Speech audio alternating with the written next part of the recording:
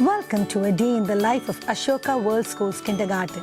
Each morning, our little learners arrive with excitement, greeted with warm smiles and a fun welcome that sets the tone for a joyful day. We start with circle time where we share stories, sing songs and prepare for an adventure of learning and play. Hands-on learning follows where little hands dive into creative activities, building, painting and exploring the world around them. After a healthy snack break, our students recharge and get ready for more exciting activities.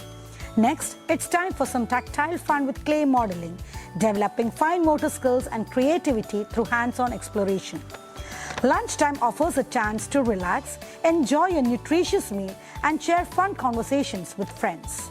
After lunch, we dive into STEM activities where problem solving and discovery are key, followed by an engaging storytelling session that sparks the imagination.